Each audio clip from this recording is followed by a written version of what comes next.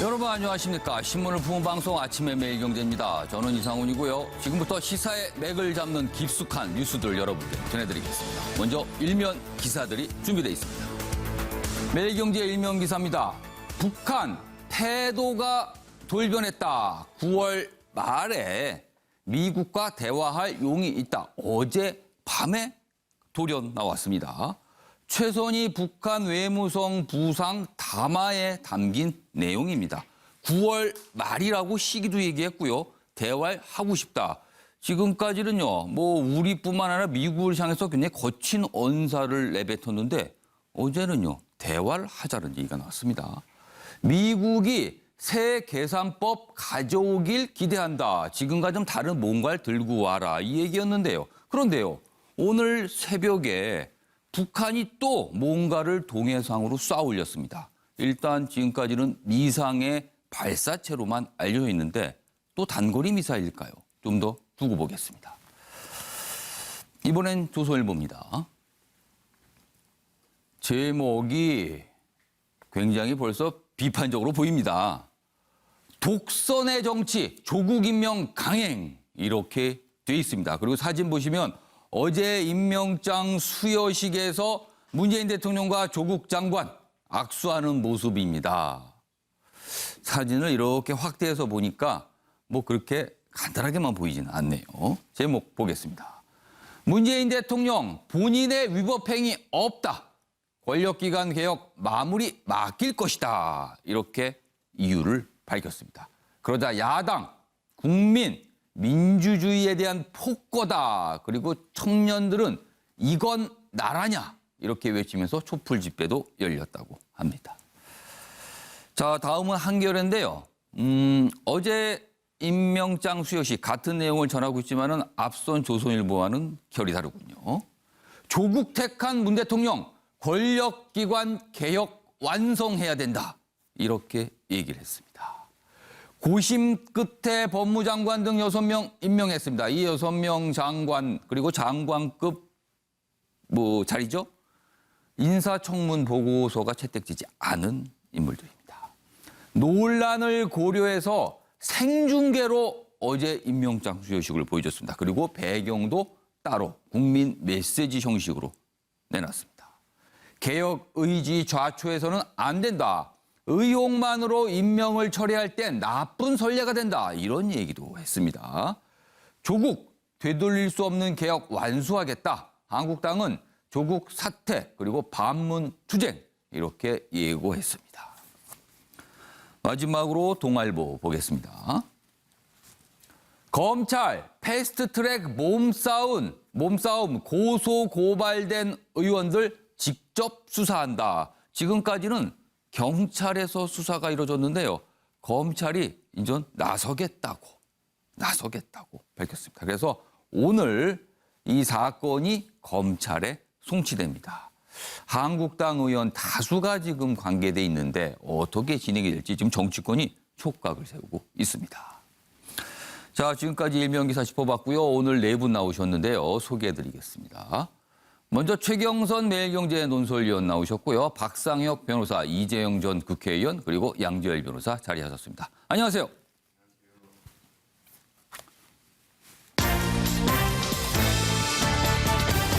오늘 다룰 주요 이슈들을 한눈에 정리했습니다. 아침을 여는 키워드 4가지 준비되어 있는데요. 이쪽 화면 봐주시죠. 첫 번째 키워드, 이례적인 임명식. 어제 청와대에서 있었던 6명에 대한 임명식 얘기죠. 올 것이 왔다. 지금 정치권에서 이렇게 느끼고 있다고 합니다. 그리고요, 성인지 감수성. 어제 대법원에서 나온 판결 한 가지 얘기고요. 마지막 키워드는 거래의 귀재라더니 지금 도널드 트럼프 미국 대통령이 미국 정가를 혼돈에 빠뜨리고 있습니다. 거래 귀재라더니 이렇게 키워드로 돼 있습니다. 자, 그럼요. 첫 번째 이슈를 좀 본격적으로 하기 전에요. 오늘 새벽에 북한이 동해상으로 뭔가를 좀 쌓아 올렸거든요. 그래서 그 내용 좀 더 알아봐야겠습니다. 김근희 기자, 지금 취재를 하고 있는 김근희 기자 연결해서 자세한 내용 알아보겠습니다. 김 기자, 내용 좀 전해주시죠. 네, 북한이 오늘 오전 평안남도 내륙에서 동쪽 방향으로 미상 발사체 2발을 발사했습니다. 합참은 추가 발사에 대비해 관련 동향을 추적 감시하며 대비 태세를 유지하고 있다고 밝혔습니다. 탄도미사일 여부, 비행거리 등 구체적인 재원은 아직 분석 중입니다. 북한의 발사체 도발은 지난달 24일 이후 17일 만입니다. 이번 발사는 특히 북미가 실무협상 재개 의사를 내비친 가운데 이뤄져 관심이 쏠립니다. 어젯밤 북한은 최선희 외무성 제1부상령이 담화문을 통해 미국의 이달 말 실무협상 재개를 제안했습니다. 이에 트럼프 미국 대통령도 만남은 언제나 좋은 것이라면서 무슨 일이 일어날지 지켜볼 것이라고 화답했습니다. 이에 북한이 실무협상 재개를 앞두고 협상력을 높이기 위해 도발에 나선 것 아니냐는 해석이 나오고 있습니다. 다시 한번 전해드립니다. 북한이 오늘 오전 평안남도 내륙에서 동쪽 방향으로 미상 발사체 2발을 발사했습니다. 합참은 구체적인 재원에 대해 분석 작업에 나섰으며 추가 발사에 대비해 탄도미사일 여부 등 구체적인 재원을 분석하고 있다고 밝혔습니다. 지금까지 국방부에서 MBN 뉴스 김근희입니다. 네, 김근희 기자 수고하셨습니다. 얼마 전에 거의 일상다반사처럼 동해상으로 뭔가를 쌓아 올렸죠. 그중에 미사일도 많이 있었고 단거리 미사일로 분석됐었는데 그때 당시에는 한미 훈련을 핑계로 댔습니다. 자, 그럼 오늘 쌓아 올린 거 한동안 좀 기간을 두고 쌓았는데 한참 만에 나왔어요. 오늘 동해상에 쌓아 올린 것은 북한이 또 어떤 핑계를 댈까요?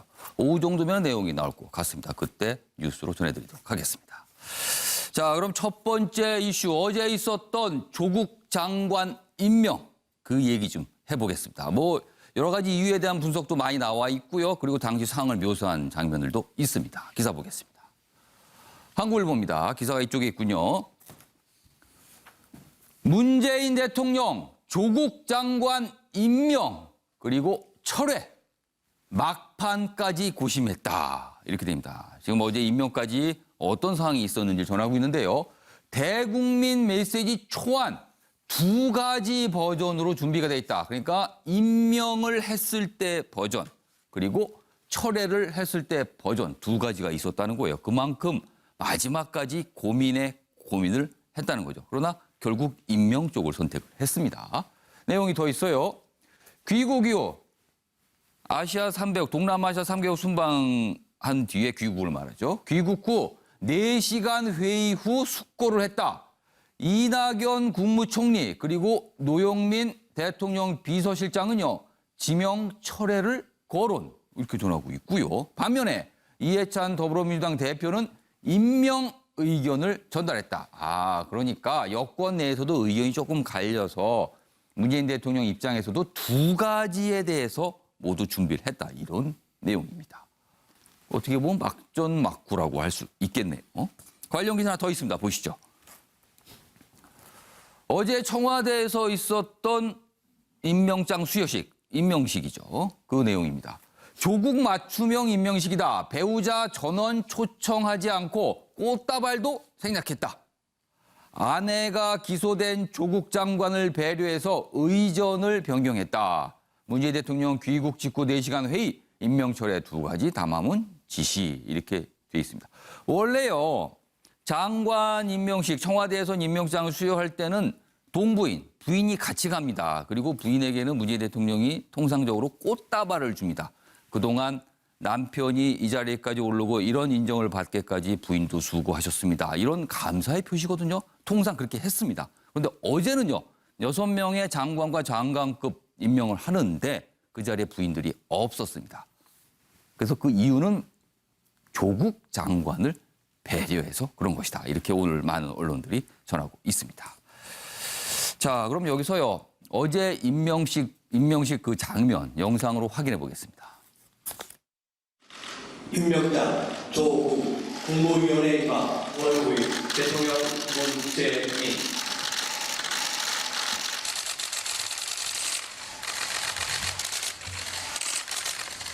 조국 법무부 장관의 경우 의혹 제기가 많았고 배우자가 기소되기도 했으며 임명 찬성과 반대의 격렬한 대립이 있었습니다. 자칫 국민 분열로 이어질 수도 있는 상황을 보면서 대통령으로서 깊은 고민을 하지 않을 수 없었습니다. 본인이 책임져야 할 명백한 위법 행위가 확인되지 않았는데도 의혹만으로 임명하지 않는다면 나쁜 선례가 될 것입니다. 저는 저를 보좌하여 저와 함께 권력기관 개혁을 위해 매진했고 성과를 보여준 조국 장관에게 그 마무리를 맡기고자 한다는 발탁 이유를 분명하게 밝힌 바 있습니다. 그 의지가 좌초되어서는 안 된다고 생각합니다. 이 점에서 국민들의 넓은 이해와 지지를 당부드립니다. 네, 어제 임명장 수여식은요, 방송으로 생중계도 됐습니다. 굉장히 이례적이죠. 그만큼 관심이 높았던 장면이라는 얘기겠죠. 자, 그럼 지금부터는요, 문재인 대통령이 임명을 강행한 결정 이유가 있을 겁니다. 그 배경 많이 다루고 있는데요. 그 내용 보겠습니다. 매일경제입니다. 검찰 수사, 여론 반대에도 조국을 지킨 문 대통령. 명백한 위법 확인 안 됐다.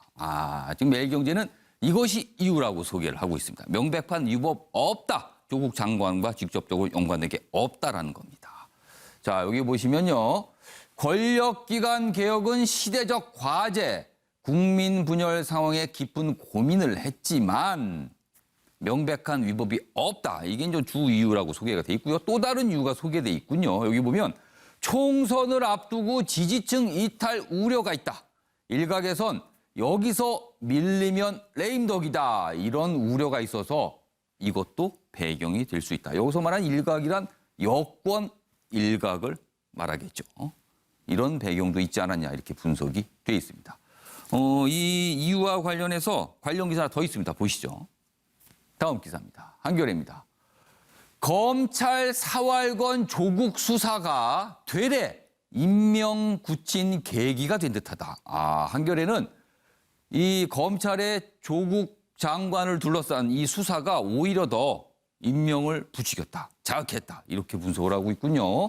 여기 보시면 공수처 신설 수사권 조정 설계자의 마무리 맡기자는 생각은 초지일관하다. 조국 리스크에도 검찰개혁 의지를 강조한 것이다. 어제 임명의 의미가 그렇다는 거예요. 청와대, 검찰 정치 개입 정상 아니다.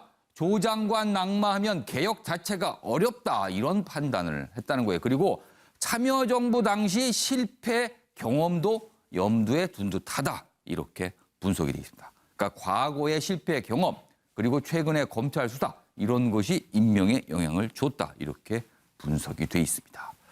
자, 그럼 최경선 논설위원과 박상현 변호사께는 같은 질문 드릴게요. 문재인 대통령 임명을 강행했습니다. 결정적으로 영향을 준 배경이 한 가지 있다면 어떤 것을 꼽겠습니까? 먼저 최경선 의원은 어떻게 생각하세요?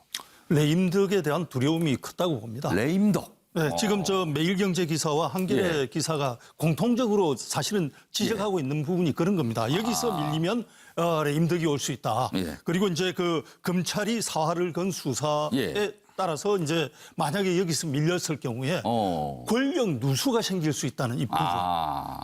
이런 것이 이제 작용을 했다고 보고. 예. 그래서 검찰에 밀리는 거는 맞섰지만 문제는 이제 그 국민과 맞서는 게 문제입니다. 검찰에 맞서서 권력 누수가 되는 것을 막았다 칩시다. 예. 그런데 그 국민의 뜻과 맞섰을 때 예. 사실은 이 국정 운영을 실험하듯이 하면 안 되거든요. 그게 과연 이 이후에 전국에서 어떤 형태로 나타날 것이냐. 이거 부분에 대해서는 많은 그 불안감을 갖고 있는 거죠. 그러니까 최경선 의원께서는 여기서 밀리면 안 된다. 레임덕으로 간다. 이 걱정, 이 우려 때문에 어제 임명을 했다는 건데 그럼 미는 주체는 검찰과 여론입니까? 어떻게 보시는 그렇습니다. 거예요? 그러니까 이제 대통령이 예. 검찰이 미는 것을 예. 상당히 많이 본 것 같아요. 예. 그런데 검찰이 미는 것뿐만 아니라 여론이 미는 것도 있었거든요. 그런데 예. 검찰에게 밀리는 것은 바로 권력 누수로 이어지기 때문에 예. 거기에 대해서는 맞섰다고 칩시다. 예. 그런데 국민의 뜻이 미는 여론이 미는 이것은 앞으로 여러 정치 일정이 있는데 예. 국정감사도 이루어질 것이고 그다음에 뭐 특검 요구도 예, 있을 예. 것이고 총선도 있을 것인데 예. 거기서 그럼 또 어떤 역풍이 올 것이냐. 이것은 문 대통령께서 과연 거기까지 많이 생각하셨는지 좀 의문을 갖게 되는 국민이 결정이었습니다. 밀고 있는 거에 대해서는 고민이 있었는가 이렇게 좀 반문을 하셨어요. 자, 박상학 변호사께서는 결정적으로 영향을 준 요인 어떤 거라고 꼽으시겠습니까? 대통령께서 여러 가지 예. 종합적인 의견을 수렴하시고 고민을 예. 하셨던 것 같습니다. 예. 두 가지 버전을 준비하라고 했던 것도 예. 그런 것이고 또 총리나 당 대표 등 이렇게 참여해서 예. 같이 회의를 하는 것도 여러 가지 의견을 수렴한 과정이었었는데요. 저는 대통령의 이번 결정에 가장 큰 영향을 미친 것은 예. 그 역사와 개혁에 대한 소명 의식이었다고 생각합니다. 그럼 개혁. 예, 아. 언론 보도에서 나왔지만 대통령께서도 예전에 법무부 장관 후보로 예. 거론이 되신 바가 있었습니다. 예. 근데 여러 가지 뭐 그때 반대 예. 뭐 이런 그랬죠. 당내외 뭐 반대에 의해서 예, 예. 법무부 장관으로 지명받지 못하셨고 그리고 그럼으로 인해서 검찰 개혁의 시기를 놓치고 예. 그 이후에 이명박 정부가 들어서서 검찰 개혁이 좌초하면서 예. 어떠한 결과가 진행됐는지를 너무도 잘 알고 계십니다. 아. 그래서 반드시 지금의 시기를 놓치면 예. 이 검찰 개혁 등 권력기관에 대한 개혁을 이룰 수 없다라는 분명한 소명의식을 가지고 계신 거죠. 혹여 조금 부족한 이번에 과정 속에서 국민들의 질책이나 좀 아쉬웠던 점들은 예. 이런 성과를 통해서 국민들에게 이해와 양해를 구함으로써 예. 이런 것들은 설명이 될 수 있겠다. 이렇게 아마 판단하신 것으로 저는 생각하고 있습니다. 그러니까 개혁, 검찰 개혁 굉장히 중요하다. 이것을 위해서라면 지금의 여론의 비판이 있지만 그걸 감내하겠다. 그리고 성과를 내겠다. 이렇게 나타나는 거라는 예, 거네요. 제가 본 바는 그렇습니다. 아, 두 분께서 지금 이유를 약간 다르게 분석을 하셨는데 아무튼 오늘 신문에는 많은 이유들이 분석이 돼 있어서 사실은 저 많은 게 다 이유였을까 이렇게 싶기도 합니다. 그러나 대통령의 마음을 움직였던 그리고 결정적으로 영향을 줬던 뭔가 한 가지는 분명히 있었을 겁니다. 자, 이번에는요. 어제 임명식이 끝나고요. 조국 법무장관 바로 취임식이 열렸습니다. 어제 오후 4시 30분 정도 됐거든요. 그리고 그 취임식 자리에서 또 몇 가지 얘기를 내놨는데 그 기사입니다. 다음 기사 보시죠. 조국 장관 첫 일성은 검찰에 적절한 인사권 행사한다. 인사권 얘기를 했습니다. 그리고요. 검찰 개혁 평생 소망해왔던 일이다. 취임식에서 개혁 완수를 수차례 강조했습니다. 그런데요. 취임식에는 윤석열 검찰총장은 불참했고요. 검찰 간부 중에서는 서울 고검장만 참석을 했다.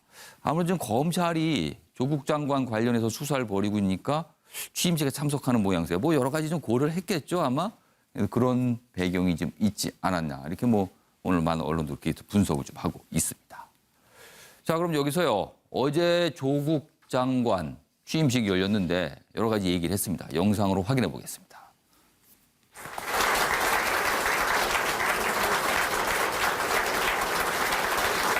저에게 주어진 기회는 제가 만든 것이 아니라 국민께서 잠시 허용한 것임을 잘 알고 있습니다. 제 허물과 책임 짊어지고 가겠습니다. 검찰은 수사를 하고 법무부는 법무부의 일을 하면 됩니다. 법무부의 검찰에 대한 적절한 인사권 행사, 검찰개혁의 법제화, 국민 인권 보호를 위한 수사 통제 등 검찰에 대한 법무부의 감독 기능을 실질화해야 한다고 생각합니다. 검찰은 수사를 하고 법무부는 법무부의 일을 하면 된다. 뭐 이 말 굉장히 좀 인상적으로 들리기도 합니다. 자, 조국 장관 첫 일성으로 인사권 얘기를 했습니다. 본인이 갖고 있는 인사권에 관한 얘기.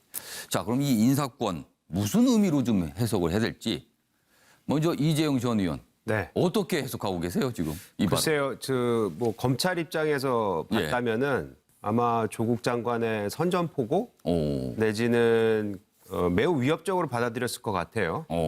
그럴 수밖에 없는 상황이고 예. 또 조국 장관이 뭐 다른 것도 이제 거기서 언급을 했는데 왜 굳이 인사권에 대해서만 이렇게 또 관심을 사람들이 갖느냐라고 예.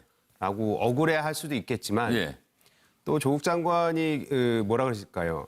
뒤끝이 있는 것 같다 이런 것을 좀 보여준 게 있어요. 예. 오. 왜냐하면 그 청문회가 끝나고 나서 여당 의원들한 전체한테 뭐 감사하다. 전체 아니고 여당 법사위원, 여당 법사위원한테 전체와 그다음에 일부 좀 여당 의원들 본인과 가까운 의원들 예. 아마 그랬다 그래요. 그랬다고 하죠. 예. 그리고 이 어제까지 나온 보도인 것 같은데 예. 금태섭 의원한테만큼은 또 문자를 안 보냈다고 하지 않았습니까? 그 금태섭 의원도 여당 법사위원인데. 법사위원인데 기억하시겠지만 그 청문회장에서 예.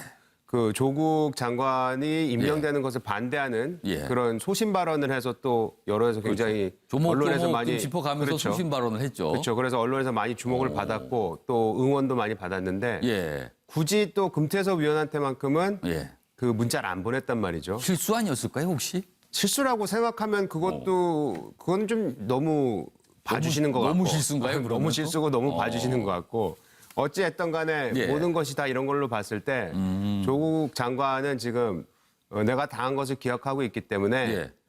나도 그대로 되돌려주겠다라는 식의 해석이 충분히 가능한 예. 그런 발언이었다고 생각을 합니다. 그럼 구체적으로 인사권을 행사한다 그러면 어떤 모습으로 나타날 거라고 보세요? 글쎄 일단 이제 그 검찰에서 수사를 계속 진행하지 예. 않겠습니까? 수사를 진행하고 거기에 이제 그 특수부가 이제 대거 이제 참여를 해서 지금 수사를 진행 중인데 향후 이제 그 검찰들의 예. 또는 그 특수부 그 자리에 있는 검찰들이 이제 인사이동이 있지 않습니까? 예. 검찰은 항상 거의 뭐 1년에 한 번씩 있는 걸로 알고 있는데 주기적으로 있는 거기에서 불이익을 당할 수도 있고 뭐 좌천이라는 모습이 비춰질 수도 있고 그런 것이 아마 나타날 수도 있는 뭐 예. 그런 가능성이 있다.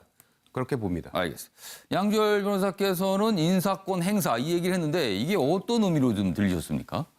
일단 지금까지 검찰의 법무부의 관계는 예. 어찌 뭐 농담처럼 그러니까 법무부 산하의 검찰이 있는데 사실 이제 검찰의 법무부 그러니까 하나의 부서가 검찰 내 공식적으로는 법무부 그리고 검찰 이렇게 되겠죠, 순서가. 근데 실제로는 뭐 검찰이 더 크기 때문에 검찰이 크고 법무부가 부서다 이런 얘기를 할 만큼 좀 어떻게 보면 기관으로서는 비정상적으로 작동했던 부분들이 있고요. 그건 예. 이제 사실 현 정부 들어서도 많이 조절을 해왔습니다만 여전히 예. 그런 면이 없잖아 있는 부분도 있고 예. 또 하나 이제 최근에 사실 윤석열 검찰총장 들었었을 때도 예. 인사와 막 나섰을 때 검찰총장이 인사에 직접적으로 뭐 모든 것을 행사하지는 않습니다만 그때 인사 특징을 두고 뭐 이번엔 특수부가 강화됐다 또 윤석열 사단이 뭐 이번에 들어섰다 뭐 이런 예. 얘기가 검찰 인사 있을 때마다 나오잖아요. 예. 이번뿐만이 아니라 근데 그거는 왜 그랬냐면 그동안의 검찰에 관한 부분이 권력을 중심으로 해서 어떻게 보면 자기 사람 중심으로 꾸려지는 그런 체제들이 더 강했던 면이 있다라면 이제는 그거를 제도적으로 예. 객관적인 평가를 한다거나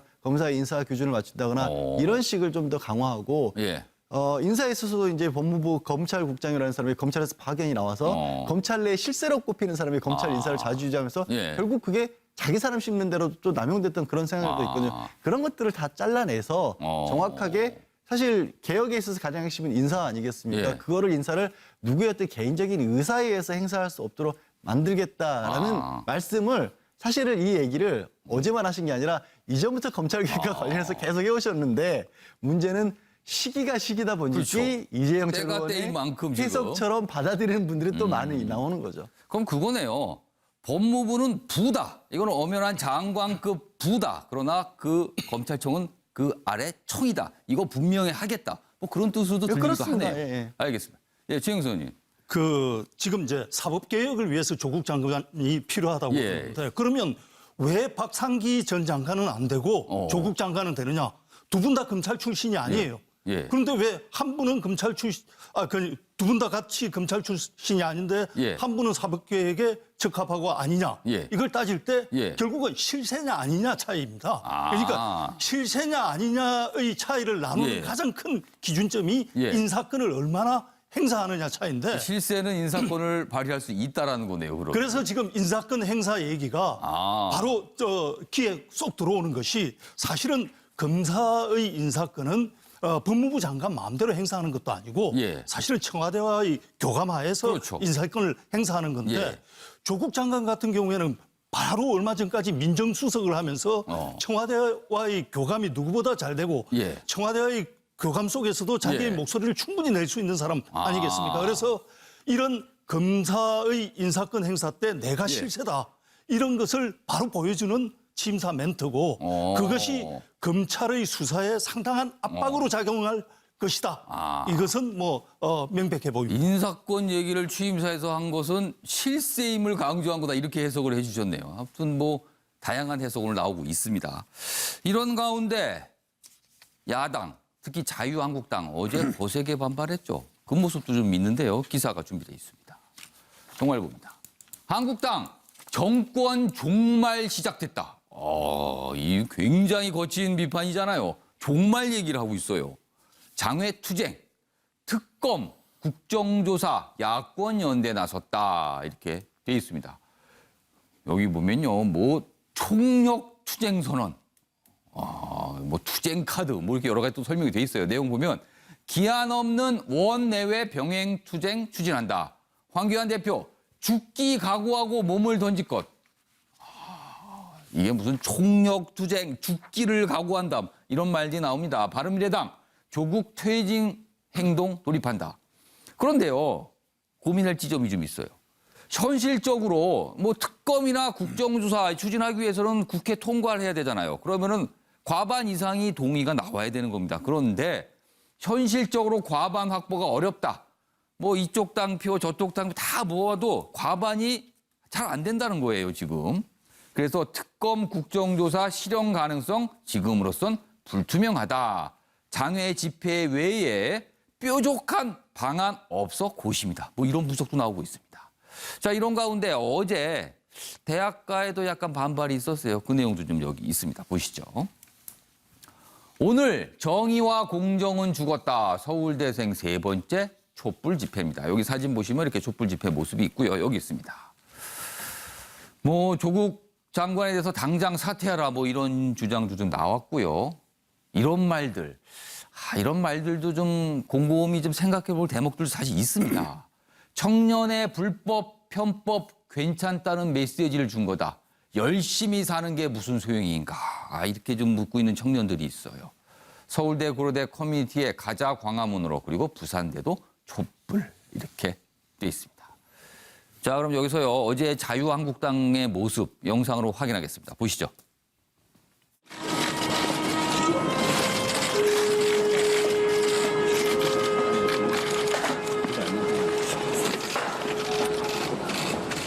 민주주의는 이 땅에서 종언을 구하게 되었습니다.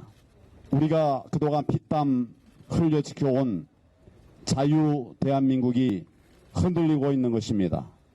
문재인 정권의 폭거에 대하여 할 수 있는 모든 투쟁을 다해서 국민과 함께 반드시 막아내겠습니다. 자유민주주의 대한민국을 되찾겠습니다. 그 싸움이 끝날 때까지 우리는 모든 투쟁을 다할 것입니다.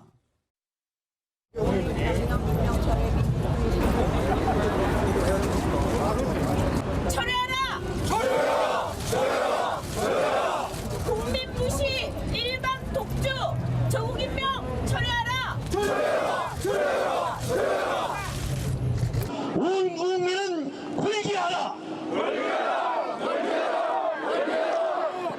거짓말 남편 장관 됐다! 장관 됐다! 장관 됐다! 장관 됐다! 네. 어제 자유한국당에서 총력투쟁 얘기도 나왔어요. 그리고 뭐 죽기를 각오하고 몸을 던진다 이렇게 나왔는데 어제 모습인데 저 모습은 뭐 죽기를 각오하고 몸을 던지는 것 같지는 않아요. 일단 그러면 어떤 걸 준비하고 있다라고 해석이 되는데 자 이재용 전 의원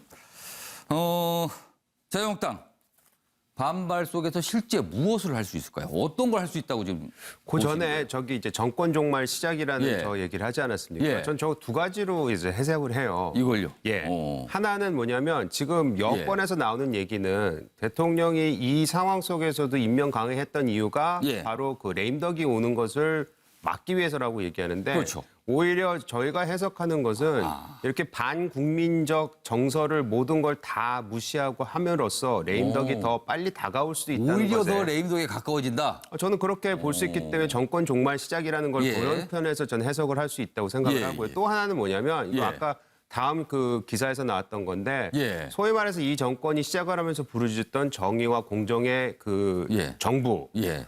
정의와 자기네가 부르짖던 그 캐릭터 자기가 가지고 예. 있었던 그것이 사라짐으로 했어. 그거는 뭐 그 정권이 사라진 거나 마찬가지가 아닐까. 예. 그런 식으로도 해석이 가능하다고 생각해요. 약간 추상적이긴 하지만 저는 그런 의미에서 의미가 있다고 청년들 생각합니다. 사이에서 나오고 있는 정의와 공정은 어디 간 거냐, 이건 나라냐 이런 물음이죠 지금. 그렇죠. 왜냐하면 아까 기사에서도 그 대통령 스스로가 얘기를 하셨다는 거 아닙니까? 국민 분열료도 이어질 수 있지만 예. 조국을 선택했다. 예. 국민을 선택 안 했다는 말씀이나 마찬가지 들릴 수도 있는 거 아니겠어요? 그렇기 예. 때문에 그런 부분에 있어서 정권 종말의 시작이다라고 알겠습니다. 저는 해석을 하고 그리고 있고요. 자유한국당이 실제로 할 수 있는 게 뭘까요, 그럼? 자유한국당이 할 수 있는 건 일단은 지금 진행하고 있는 건 뭐 기존에도 나왔던 예. 장애투쟁도 지금 뭐 검토를 하고 있고 좀 예. 진행 중이고요. 뭐 오늘부터 시작을 합니다. 사실 어제는 국회의원들만 했고는 이제 예. 모두 이제 좀 확산이 오늘부터 되는 것 같고요. 예. 근데 이제 중요한 건 그거였죠. 국정조사하고 특검 이것이 어떻게 이제 그렇죠. 이루어질 거냐. 그게 이제 가장 중요한 예. 부분인데 실질적으로는 뭐 쉽지 않습니다. 왜냐하면은 자유한국당하고 바른미래당 의원들 합쳐봤자 144명이에요. 예. 이것이 통과되려면 149명이 필요하고요. 모자르네요. 모자르죠. 예. 그래서 그런 부분에 있어서는 좀 쉽지 않는 게 이제 현실적으로는 있습니다. 그럼에도 불구하고 아마 계속해서 민평당이나 뭐 다른 예. 의원들을 예. 설득해 나가지 않을까. 또 한 가지는 뭐냐면 그 예. 설득 부분이 어디서 나올 수가 있냐. 앞으로 지금 검찰 수사 계속 진행이 되고 있지 않습니까? 예. 여기에서 또 다른 의혹이 이제 사실관계가 증명이 돼서 명백한 범죄 사실이 만약 나온다면 그때 돼서는 딴 의원들도 굳이 자유한국당이나 바른미래당하고 같이 하고 싶지 않다고 생각하는 의원들도 예. 아마 이 부분에 있어서는 이건 이제 어쩔 수 없다라는 예. 부분까지도 생길 가능성이 있기 때문에 지금 당장은 모자라다고 얘기할 수 있겠지만 예. 진행되는 과정 속에서 그것이 늘 수도 있는 가능성도 있다 생각합니다. 여기 보면 몸을 던진다. 뭐 이런 얘기 있잖아요. 이재용 전 의원님. 추가 질문 드려요. 몸을 던진다. 근데 던진다는 거는 뭔가를 버린다는 뜻이에요. 갖고 있는 걸. 혹시 의원직 사퇴 이런 걸 통해서 뭔가 결의를 보이겠다. 뭐 이런 얘기 좀 있습니까? 어제 그 의원직 사퇴, 예. 총사퇴 얘기가 나왔다고 해요. 의총 중에서. 아, 나왔습니까? 네, 나왔다고 그 몇몇 의원이라고 하니까 한 명만은 아닌 것 같고 예. 한두 명은 최소한 그거를 얘기한 것 같은데 예.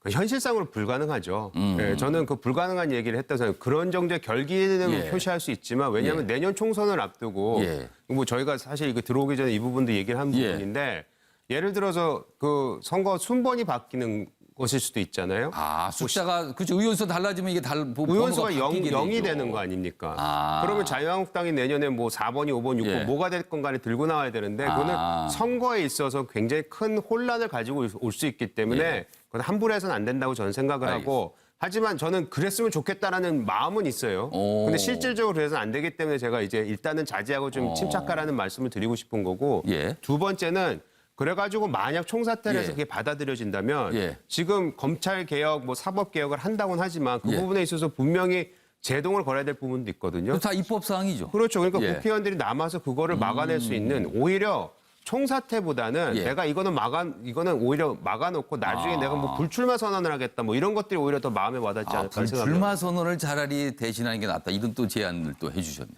자, 박상현 변호사께 보시기에는 자유한국당 현실적으로 어떤 선택을 할 수 있을까요? 제 생각에는 뭘 할 수도 없을 뿐만 아니라 해서도 안 된다고 생각합니다. 왜냐하면 지금 20대 국회가 예. 뭐 사상 최악의 국회로 지금 우리 국민들 속에 기억이 아마 될 뭐 것입니다. 매번 국회 때마다 다 맨날 최악이라 그럽니다. 예, 근데 보면. 이번 20대 예. 국회처럼 어떠한 성과도 없이 예. 진행됐던 국회가 없거든요. 예. 그런데 또 불구하고 아마 황교안 대표가 좀 더 장외투쟁을 좀 강화하려는 포석이 좀 엿보입니다. 왜냐하면 기본적으로 당 대표가 원외일 경우에는 예. 자기의 어떤 정치적 입지를 강화하고 또 지금 많이 여러 가지 자기가 그 지지도가 추락하지 않았습니까? 이런 것들을 강화하려고 한다면 장외투쟁을 좀 더 강공 드라이브를 걸 수밖에 없겠다라는 생각이 들고요. 예. 또 한 가지 더 덧붙이자면 예. 이제 곧 패스트트랙에 대한 검찰 수사가 시작이 됩니다. 예. 그렇게 될수록 더욱더 장외로 나가서 이거에 대해 검찰 수사에 대해서 저항하고 예. 또한 이 수사를 에 대해서 이렇게 반대하려는 명분을 쌓기 위한 그런 좀 포석을 깔려고 할 것 같고요. 지금 아까 좀 전에 저 기사에도 예. 나왔지만 특검과 국조, 예. 야권연대 이렇게 예. 저런 기사가 나왔는데 저는 이렇게 해석하는 게 특검, 국조, 야권연대의 다음은 예. 바로 내년 총선을 위한 보수 통합 연대 이런 것으로 가기 위한 보수 하나의 대 통합. 준비도 하지 않겠는가. 그래서 실질적으로는 할 것이 없으면서 검찰 예. 수사에 대한 저항과 내년 총선을 염두에 둔 그런 포석을 깔지 않을까 연대가 생각하고 그렇게도 있습니다. 이어질 수 있다라고 해석을 예, 하시는 그렇습니다. 거네요. 예. 알겠습니다. 자, 이런 상황에서 어제 또 한 가지 좀 눈길을 잡은 거는요. 동양대입니다. 동양대. 어제 진상조사 결과를 발표를 했는데 뭐 별다른 내용이 없어요. 그 내용입니다. 여기 있습니다. 동양대 총장상 위조 의혹 아직 조사 중. 어제 발표를 했는데 원래 발표 시간보다 한 40분 정도 늦었어요. 오후 3시에 당초 하기로 했는데 한 4시 가까이 돼서 좀 시간이 늦어졌어. 굉장히 뭐가 진통이 있나 보다. 이런 추정이 났고요. 그리고 발표 내용을 보면은 그때 당시 담당했던 뭐 교직원이 뭐 퇴직을 해서 뭐 알 수가 없다. 뭐 이런 내용입니다. 진상조사단 법무장관 취임 첫날 결과 발표 부담 느낀 듯하다. 법무장관 취임한 날 어제 뭔가 발표하기가 뭔가 껄끄럽고 부담스럽다. 뭐 이렇게 좀 해석이 되는 거네요. 그리고 조국 장관의 부인인 정 교수 인사 확정된 것 없다. 그리고 정 교수는 휴강 계획서 이렇게 돼 있습니다. 관련 기사 더 있습니다. 보시죠. 어제 상황이 조금 여러 가지 또 생각해 볼 걸 남겼어요. 사실은요. 이렇습니다. 동양대 검찰 수사 중이라서 뭐 딱히 뭐 이런 거예요. 결국은. 맹탕 발표 후에 추격전까지. 추격전이요. 진상조사단장이 5분 설명 후에 불이 나게 그냥 가버렸습니다. 그러다 취재진이 300m를 따라가면서 질문을 해도 다음에 이 얘기만 했다는 거예요. 조국 장관 임명 후에 신중 모드 아니냐. 뭐 이렇게 돼 있습니다. 그럼 여기서 어제 동양대 뭐 발표 모습 영상으로 담았습니다. 보시죠. 언론에 보도된 내용들에 대한 사실관계 파악을 위해 당시 생성된 자료들을 수집 검토하고 있습니다. 또한 당시 근무했던 교직원에 대한 사실관계도 병행하고 있습니다. 그러나 일부 서류들은 이미 검찰로 이관된 상태이고 당시 근무했던 교직원들도 지금은 퇴직한 상태에서 사실적 물리적 한계에 봉착하고 있습니다. 아니 조사 결과를 발표하신다고 하셨더니 지금 발표된 게 아무것도 없잖아요. 어디 가세요? 질문을 하는 어디 계세요? 자, 기자들이 물어봅니다. 발표된 게 아무것도 없잖아요. 어디 가시는 거예요? 답이 없습니다. 양지열 변호사, 무슨 상황일까요, 이게? 저건 사실 동양대가 스스로 조사를 해봐도 뭐 특별하게 나올 수 있는 상황이 아닐 수 있습니다. 사실 검찰 수사 중이라서 발표를 못한다는 것은 완전히 말이 안 되는 게 검찰은 이미 결론을 내리고 재판에까지 넘겼습니다. 위조가 됐다라고. 그런데 이제 오늘 아침에도 다른 매체에서 이제 조금 전에 인터뷰를 한 걸 동양대 직원의 인터뷰 같은 걸 들어보면 당시에 동양대에서 직원들이 우리 이제 민주당에서 그런 저기 누구 송기현 의원이었던가요? 김종민 의원이었던가요? 동양대에서 그 관계 직인 관리 같은 것들이 좀 소홀히 됐었다 이런 식의 말씀을 하셨는데 오늘 아침 다른 매체 직원이 나와서 인터뷰한 것도 그런 얘기를 합니다. 표창장 발급받는 게 너무 쉬웠기 때문에 굳이 애써 위조할 필요가 없었다라는 얘기를 또 하고 그러면은 있고. 위조가 아니라 남발이다. 그렇죠. 이렇게 되는 거예요? 그리고 더해서 이제 또 나온 건 이제 최성해 지금 동양대 총장 같은 경우가 당시 조국 장관의 딸이 봉사활동하는 것을 잘 몰랐다라는 취지로 그렇게 얘기를 했었는데 당시에 군의 학교 내에 학교 내 매점 같은 곳에서 함께 차를 마시는 모습도 여러 번 목격이 됐다라는 식의 얘기가 나오고 있어서 뭔가 이 동양대와 관련된 부분은 사실 초기에 알려진 것과 그러니까 상장이 엄격하게 관리가 됐었다거나 프로그램 같은 것이 운영 안 됐다나 이런 것들이 총장이 정확히 사실관계 파악을 못하고 있었던 게 아닌가 싶습니다. 알겠습니다. 최영선 의원께서는 이 동양대 상황 어떻게 보셨어요? 어제 동양대 진상조사단장이 한 행태는 정말 꼴불견이다. 정말 이해하기 힘들다. 저는 이 사태가 처음 나왔을 때부터 저 학교는 어떤 학교인가, 어떤 학교길래 총장상을 누구나 마음대로 저렇게 총장상을 줄 수 있는가, 저러고도 학교인가 하는 느낌까지 받았거든요. 그러니까 어머니가 교수로 있고 그 자녀는 다른 학교에 재학 중인데 그 학교를 와서 총장상을 받다 이렇게 된 거예요 지금.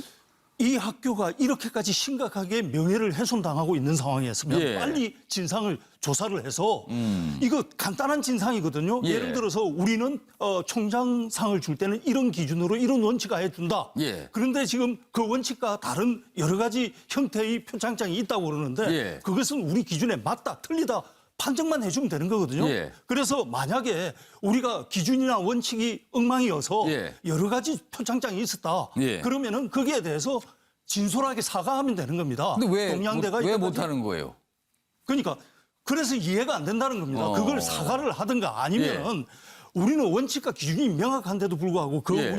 원칙에 맞지 않는 그 불법적인 표창장이 있었다. 이것들은 잘못된 표창장이다. 이렇게 선을 그어주든가 예. 둘 중에 하나를 해줘야 되거든요. 예. 그런데도 불구하고 뭔가의 눈치를 보는 듯한 검찰의 눈치를 보든지 아니면 당장 눈앞에 있는 권력인 총장의 눈치를 보는 것인지 그것은 알 수 없지만 예. 누군가의 눈치를 보면서 이렇게 진상조사단장이라는 예. 사람이 정확한 진상을 내놓지 못한다는 거. 예. 한 번도 동양대의 그 위상에 대해서 아, 저 학교가 과연 원칙이 있는 학교인가 한 번 더 의심하게 되는 예. 참 뭐 결과적으로 동양대 진상조에서는 뭐 모르겠다예요. 결국은 뭐 이게 부담을 느껴서 그런지 눈치를 봐서 모르겠답니다. 결국 뭐 검찰 수사에서 판정이 날 것 같다는. 예, 박상현 변호사. 그 최초에 이 많은 국민들이 예. 약간 의구심을 가졌던 게 뭐냐면 이 최동해 총장이 교육자적 양심을 걸겠다. 예, 예. 이 말에 굉장히 약간 신뢰를 좀 보냈었습니다. 그런데 계속해서 그분의 그 발언들이 바뀌었고 예. 심지어는 이분의 지금 학력 문제, 예. 여러 가지 학력 문제가 박사학위를 둘러싼 뭐 문제였죠. 단순히 박사학위만 아니라 그 전에 석사, 뭐 학사도 지금 굉장히 예. 뭐 사실이 아닐 가능성이 더 높아진 언론 보도들이 좀 있습니다. 이런 예. 부분에서 기본적으로 이 말씀을 하셨던 분에 대한 신뢰가 있고요. 지금 이 문제는 오늘 아까 이 진상조사의 문제는 예. 뭘로 연결이 되냐면 지금 검찰이 그 조국 장관 조국 장관의 배우자 정경심 예. 교수를 소환 조사 없이 기소를 했단 말이죠. 예. 실질적으로 이렇게 되면 이 공소 철회를 해야 될지도 모르는 엄중한 상황까지도 갈 수도 있는 겁니다, 사실은. 그런 면에서 굉장히 지금의 사태는 예. 여러 가지로 문제점을 야기할 수도 있겠다, 이렇게 생각이 듭니다. 사실 어제 언론에서는 진상조사단이니까 뭔가를 발표하고 그게 뭔가 매듭을 져주지 않을까 기대했는데 뭐 매듭은커녕 더 오리무중으로 빠져버렸어요. 지금 알도리가 없습니다. 지금요. 알겠습니다. 자, 이번에는요. 검찰 수사인데요. 패스트트랙. 당시에 있었던 불상사와 관련된 수사입니다. 그 내용입니다. 여기 보시면요. 검찰의 칼끝 조국 이어 의원 98명까지 향하고 있다는 거예요. 거의 100명이지 않습니까? 패스트트랙 검찰 송치다. 이렇게 돼 있습니다. 국회 충돌 고소 고발 건이 엄청나게 많이 있었어요. 그래서 경찰이 그동안 이 사건 수사하고 있었거든요. 그런데 서울 남부지검에 오늘 넘기기로 했습니다. 검찰 쪽에서 요청을 넘기라고 사건 검찰이 하겠으니까. 내년 총선을 7개월여 앞두고 여야 의원 생명줄이 검찰에 달려있는 듯 이렇게 돼 있습니다. 검찰 정치 중립 요구가 커질 듯하다. 여기 숫자 보시면요. 일단 조사받으러 나와라 출석 통보받은 의원 숫자 엄청납니다. 지금 보면은요. 더불어민주당도 많고요. 근데 자유한국당 더 많아요. 59명이나 됩니다. 근데 뭐 자유한국당 경우는 출석한 의원이 없네요. 0명이고요. 더불어민주당은 좀 많이 나왔습니다. 그리고 정의당도 좀 출석하고. 그런데 지금 검찰로 가게 됐습니다. 자, 그럼 이 주제와 관련해서요. 지금부터 아침의 매일경제의 시그니처 코너죠. 빈칸 채우기 좀 해보겠습니다. 패널 네 분의 분석력과 상상력을 발휘한 순서인데요. 그 기사 보겠습니다. 무엇이 빈칸일까요? 일단 큰 제목은 빈칸이 아니군요. 검찰 패스트트랙 직접 수사 경찰 10일까지 넘겨라. 오늘 넘어갑니다. 그래서 검찰이 나섭니다. 자, 여기 빈칸 보시면 고소고발 18건, 한국당 우영 기소 등 뭐가 흔들릴 수도. 지금 검찰이 나서면은 뭐가 흔들릴 수가 있다는 거예요. 뭐가. 이 무엇일까요? 요겁니다. 자, 네 분께서 지금 고민하고 있는데 쓰시는 동안 저희가 준비한 영상 보고 이어가겠습니다.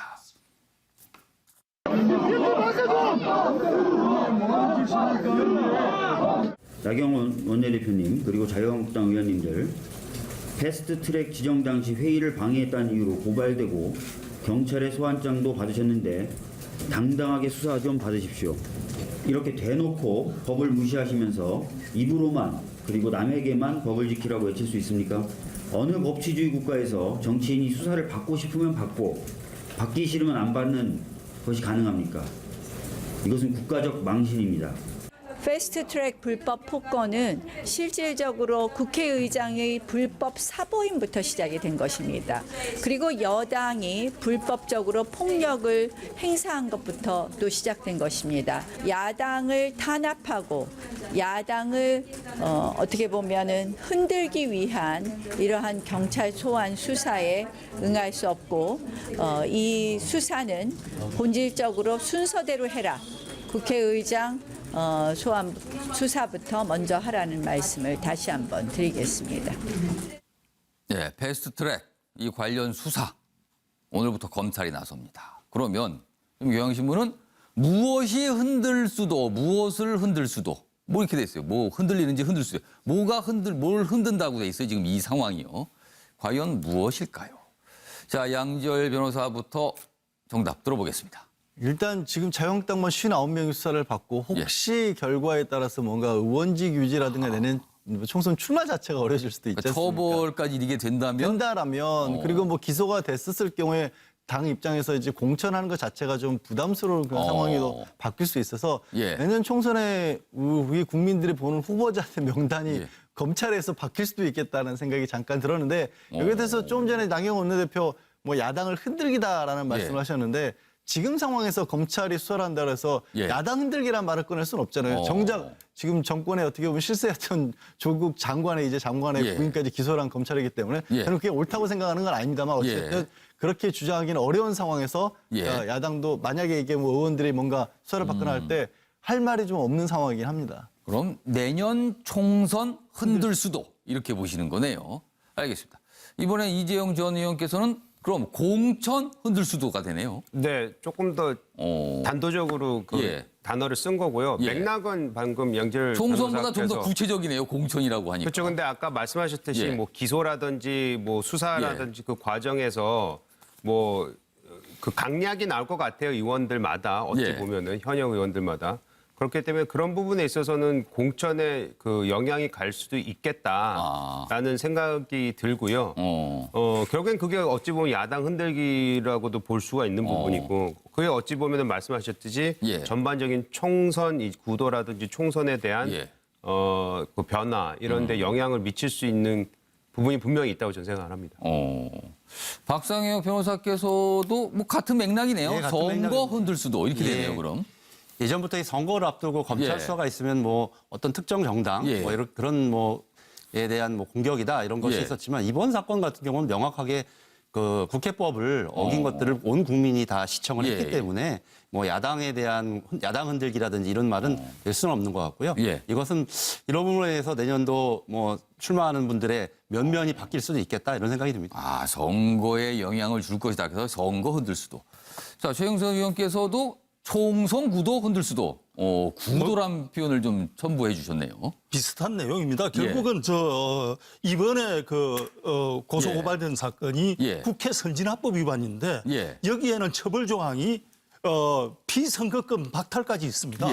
그런데 이제 지금 수사를 한다 하더라도 최종적으로 어떤 법은 결정은 안 나올 거기 때문에 피선거권은 박탈 안 되겠지만 기소되는 그 자체로 공천에는 큰 영향을 줄 것이다. 그래서 수사 결과에 따라서 공천에 영향을 주게 되면 결국은 그게 뭐 총선 구도에 영향을 주지 않겠느냐. 그리고 또 수사 과정에서 야당이 이해관계가 합치되면은 같이 공동 대응하는 과정에서 자연스럽게 힘을 합칠 수도 있는 것이고 그런 뭐 여러 가지가 총선에 영향을 줄 수 있다고. 이건 가정입니다만 검찰 수사가 이제 진행이 돼서 마지막에 검찰이 이제 기소 여부를 결정할 때 역시 지금 여야 의원 다 관계돼 있잖아요. 여야, 그러니까 기소 숫자에 대해서 여야 의원들 균형을 또 맞추려고 할까요? 아니면 그런 모습이 없을까요, 이번에는? 어떻게 보세요? 그런 모습이 저는 없다고 보는 것이 일단 이번에 그 폭력의 주체라든지 처음에 시작한 것이 결국은 야당이 이것을 패스트 트랙을 막기 위해서 좀 적극적으로 나섰기 때문에 예. 이 그 위법 행위의 강도가 여야가 좀 다르다고 봅니다. 예. 그래서 그런 강도를 기준으로 본다면은 예. 기술적으로 이렇게 숫자를 맞추기는 힘들지 않을까 싶습니다. 자, 네 분께서 비슷비슷한 답인데 조금씩 다르기도 합니다. 양지열 변호사는 내년 총선 흔들 수도, 이재용 전 의원은 공천 흔들 수도, 박상학 변호사는 선거 흔들 수도, 최경선 의원께서는 총선 구도 흔들 수도. 자, 그럼 정답 확인해 보겠습니다. 고소고발 18건, 한국당 의원 기소 등 무엇을 흔들 수도? 보여주세요. 총선판 흔들 수도. 역시 뭐 같은 내용이네요. 뭐 판만 하나 더 들어갔지. 역시 총선, 공천, 선거 다 비슷한 내용이. 이 수사 총선에 영향을 줄 수 있다란 이런 분석들이 나오고 있습니다. 이런 내용이었습니다. 알겠습니다. 이번에는 나라밖 소식인데요. 트럼프 대통령 얘기를 좀 해봐야 될 것 같은데요.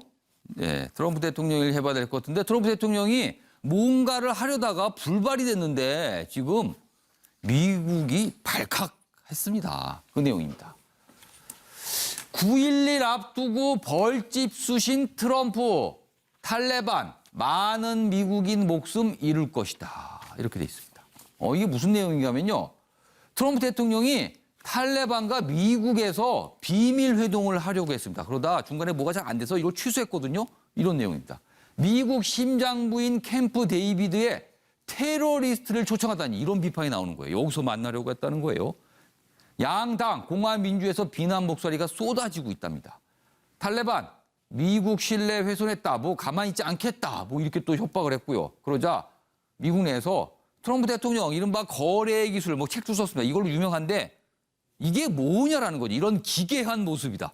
그러니까 지금 9.11 앞인데 그 당시에 문제가 있던 탈레반과 미국 내에서 불러들여서 협상을 하란다?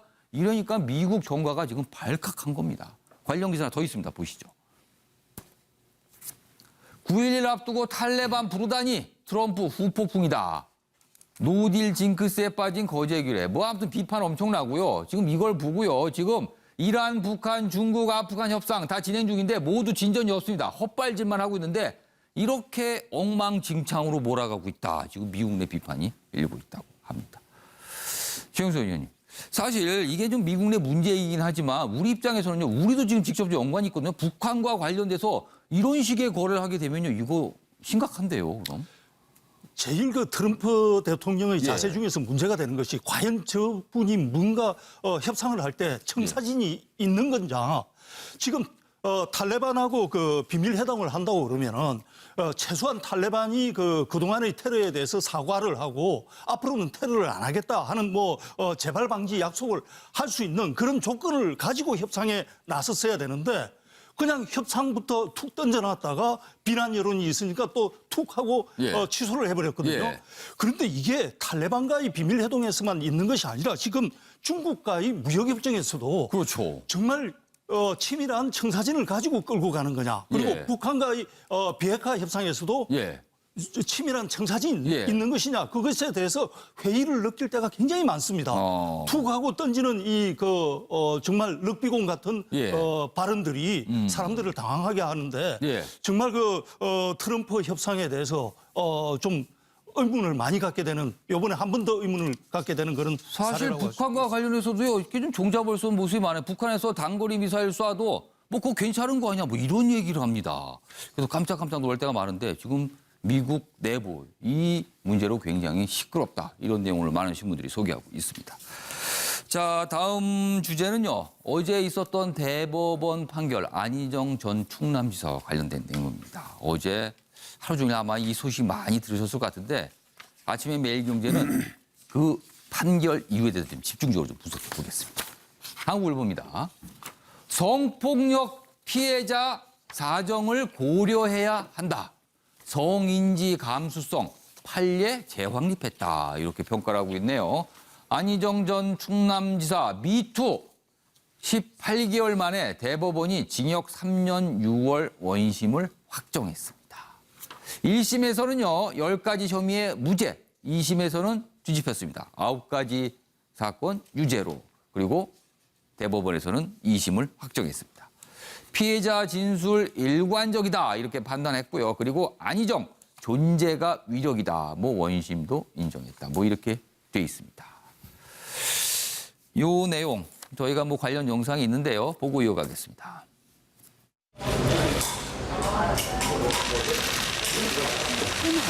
오늘 재판 결과 어떻게 생각하시는지 간단하게 말씀 부탁드리겠습니다. 유감스럽습니다. 할 말 없습니다. 혹시 그 이전에 안 지사님이랑 잠깐 이야기 나누셨나요?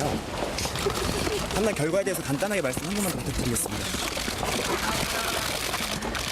안희정은 유죄다! 안희정은 유죄다! 사건이 끝나면 원래 변호사들은 기쁩니다. 그래서 오늘 사건이 끝나서 더할 나위 없이 너무 기쁘고 법원은 어떠한 눈으로 사건을 바라보고 판단하여야 옳은지 이 사건의 재판 과정과 판결이 그대로 보여주었다고 생각합니다. 예. 양지열 변호사, 대법원이 어저께 나온 것처럼 판결한, 결정한 가장 중요한 이유 어떤 겁니까?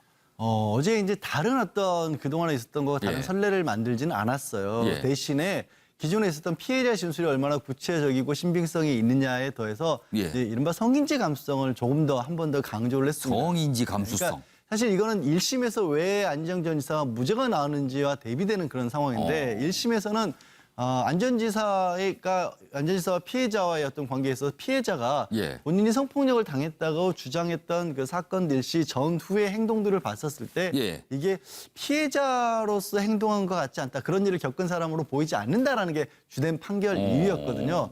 그런데 어제 이제 2심 재판도 그렇고 어제 대법원의 어떤 예. 판단도 피해자가 성폭력 피해자가 피해를 입었을 경우에 어떤 행동을 한다라는 것 자체가 선입견을 가지고 있는 거다. 그러니까 피해 상황에 따라서 그리고 피해자가 처한 위치에 따라서 모든 경우에 구체적인 상황이 다를 수가 예. 있기 때문에 그런 걸 가지고 지금 피해를 입지 않았다라고 피해자의 말을 배척하는 우려를 범하지 말라. 이게 이제 성인지 감수성을 강조하면서 나온 얘기거든요. 그런 기준을 가지고 살펴봤을 때 어제의 대법원 확정 판결 같은 경우는 사실 예. 그동안의 위력에 의한 간음이라고 하더라도 예. 사실 위력을 조금이라도 말로 협박성의 말이 있었다거나 다른 어떤 뭐 불이익을 줄 것처럼 예, 얘기를 했다가 이런 거라도 좀 있었을 때 그동안에 유죄 판결했는데 예. 이번 사건은 사실 그렇게 직접적인 행사한 것이 없었지만 예. 이 안전지사가 가지고 있는 위력이라는 것 자체가 사실은 어떤 그 피해자로서는 이거를 뭐 협박이나 이런 걸로 받아들일 수밖에 없었다. 그러니까 안전지사의 그 위치 자체가 위력으로 받아들일 수 있다라고 네. 봤다는 거예요? 그렇습니다. 자, 박상혁 변호사. 지금 양지열 변호사는 피해자다움 이 부분을 좀 강조했어요. 이 부분에 대한 어때 대법원의 판결이 좀 있었다는 거예요.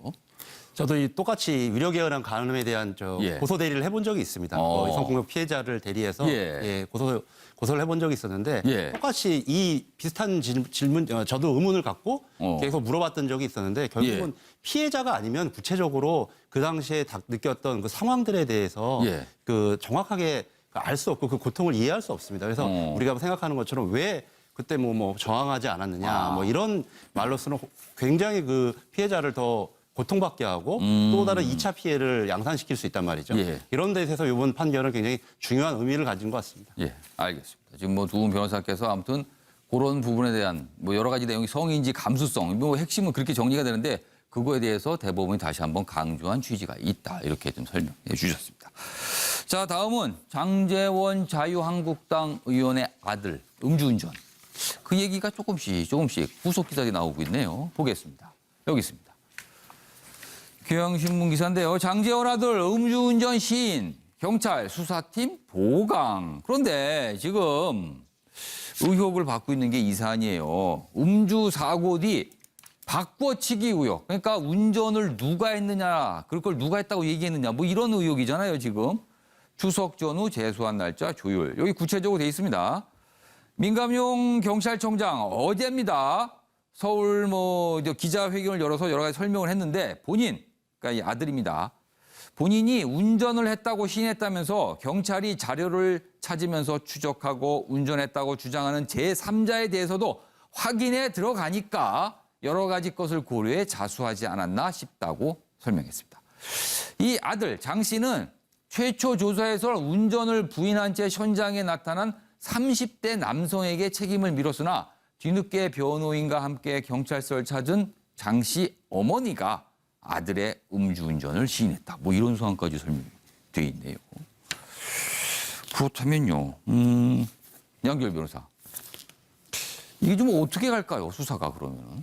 없어요. 일단 아들의 음주운전 사실은 예. 현장에서 음주 예. 수치라든가 사고 혈안 같은 건 파악이 됐기 때문에 예. 아마 경찰에서 위험운전 치상 정도를 아마 고려하지 않을까 싶습니다. 도로교통법상 약물이나 술에 의한 영향을 받는 예. 상황에서 위험하게 운전을 했다라는 것을 적용할 것을 보이고 예. 자기 스스로 이제 운전을 안 했는데도 불구하고 내가 운전하느라고 떠맡으랬던 사람 같은 경우에 이제 범인 예. 도피를 시킨 그런 혐의를 적용받습니다. 근데 이게 좀 특이한 게 대부분 이런 경우가 언제 발생하냐면 예. 운전하는 사람 옆자리에 앉아있는 멀쩡한 사람이 바꿔치기를 시도하는 경우들은 종종 벌어지거든요. 가까운 사람일 경우에. 옆 사람이 이제 동승자가 운전했다. 근데 이 경우에 이제 동승자도 술에 취한 상태였었고 또 외부에 있다가 갑작스럽게 어디서 나타나는지 그거죠. 그러니까 왜 이 사람이 뒤늦게 나타나서 그러네요. 자기가 운전했다고 그 사람은 과연 이 장 의원의 아들과 어떤 관계인지 이런 부분 그렇게 만약에 장 의원 아들이 예. 부탁을 했다면 또 음주운전한 거 외에 범인 도피를 교사했다는 혐의도 적용. 왜 나타나는지 이것도 좀 따져봐야 되는 문제가 누구인지. 예. 알겠습니다. 자, 오래간만에 박근혜 전 대통령 관련 기사도 오늘 신문에 좀 있습니다. 소개해드리죠. 검찰 박근혜 두 번째 형 집행정지 신청도 불허했다. 그러니까 건강을 이유로 형 집행 이거 좀 해달라고 신청을 했는데 불허했다는 거예요. 현저히 건강 해친다고 보기 어렵다 이 얘기입니다. 지난 5일 박 전 대통령의 변호인은 수감 생활이 길면서 경추 요추 그러니까 목하고 허리가 아프다 이겁니다. 이게 악화돼서 외부 진료 필요하니까 형 집행정지 해 주십시오라고 신청했는데 위원회 심의위원회 열렸는데 살펴보니까 건강에 큰 문제 없다. 그냥 형 있어도 된다. 이렇게 판단을 했다는 겁니다. 이재용 전 의원. 네. 하실 말씀 있으세요? 제가 법조인은 아닌데요. 예. 제가 보기에는 지금 아프시다는 거 아니에요? 예. 그럼 형 집행 정지 신청을 했을 때 예. 잠깐 나가서 병원에 가서 진짜 그거를 진찰을 받고 와도 되지 않나.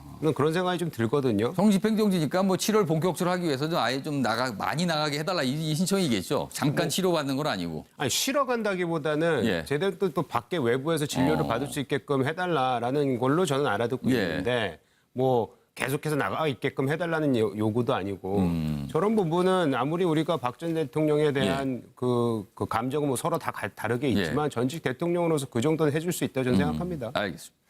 자, 이번에 마지막 기사가 될 것 같은데요. 우리 경제에 관한 기사가 좀 오늘도 실려 있습니다. 잠재 성장률입니다. 보시면요. 빨라진 잠재 성장률 하향세, 저출산 고령화 등 구조적 문제가 심화되고 있다. 잠재 성장률은요, 노동과 자본을 모두 투입해서 우리가 달성할 수 있는 성장률. 그러니까 최대치의 성장률을 말해요.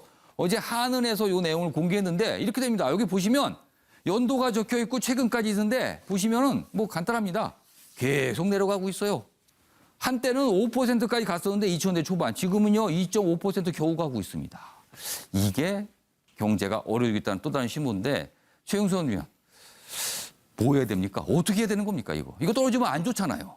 그렇죠. 일단 예. 성장하는 사회에서 성장이 멈추는 사회로 예. 가게 되면은 기회는 줄어들고 갈등은 커집니다. 뭐냐 하면은 이게 파이가 자꾸 커져야 누가 좀 많이 먹어도 예. 다른 사람이 피해를 안 보는데 예. 파이가 똑같은 크기로 있으면 누군가가 많이 먹으면 누군가는 손해를 보게 되는 이런 상태가 되기 때문에 사회적 갈등이 커지는 거죠. 예. 그래서 이게 성장을 높이려면은 결국은 더 많은 사람이 일을 하거나 아니면은 일하는 사람이 지금보다 더 많은 생산을 하거나 예. 그래서 생산성을 높여야 되는데 예. 생산성을 높이게 하려면은 코끼리도 기분 좋게 뛰게 해줘야 열심히 뛴다고 하지 않습니까? 예. 그러니까 투자할 의욕, 일할 의욕을 높여줘야 되는 거죠. 알겠습니다. 의욕이 있어야 뭐가 잘 될 거냐 이런 말씀이시네요. 알겠습니다. 자, 이번 순서는 김유진 아나운서가 전하는 이슈컷입니다. 보시죠. 이슈들을 사진으로 살펴보는 시간 이슈컷입니다. 첫 번째 이슈태그는 흠경각 옥루입니다. 지금 보시는 건 조선시대 자동물시계 옥루입니다. 시계 장치를 한지로 만든 산 모양 조형물로 감싸는 등 시각적 표현도 뛰어났다는데요. 옥루는 1438년 장영실이 경복궁 흠경각에 설치한 이후 수차례 불타고 복원되는 과정을 되풀이했습니다. 이번에 581년 만에 복원된 옥루의 모습은 대전 국립중앙과학관에서 만날 수 있다고 하네요. 두 번째 이슈태그는 나이스 캐치입니다. 즐겁게 놀이기구를 타고 있는 사람들이 보이시죠? 이들이 탄 롤러코스터의 속도는 시속 134km. 잠시 후 이곳에서 묘기에 가까운 일이 벌어집니다. 앞자리 승객이 떨어뜨린 휴대전화를 이 남성이 낚아챈 건데요. 알고 보니 이 남성, 배구와 유사한 구기 종목인 피스트볼 뉴질랜드 대표 선수였다고 전해졌습니다. 마지막 이슈 태그는 조조 할인입니다. 영화관에만 조조 할인이 있는 게 아닙니다. 경기도민이라면 이 소식 주목하셔야겠는데요. 경기도가 다음 달 버스 요금 인상에 맞춰 아침 6시 반 이전 버스 이용객에게 요금 할인을 시행합니다. 버스에 따라서 200원에서 최대 450원 정도 저렴하게 이용할 수 있다고 하니까요. 하루를 일찍 시작하는 분들이라면 기분 좋게 혜택 가져가셨으면 좋겠네요. 지금까지 김유진의 이슈컷이었습니다. 네, 핸드폰 주인은 핸드폰 잡아주신 분한테 뭐 밥이라도 한 끼 사야 될 것 같네요. 굉장히 고마운 일일 것 같습니다. 자, 아침의 매일경제 오늘은 여기까지입니다. 시청해주신 여러분 고맙습니다.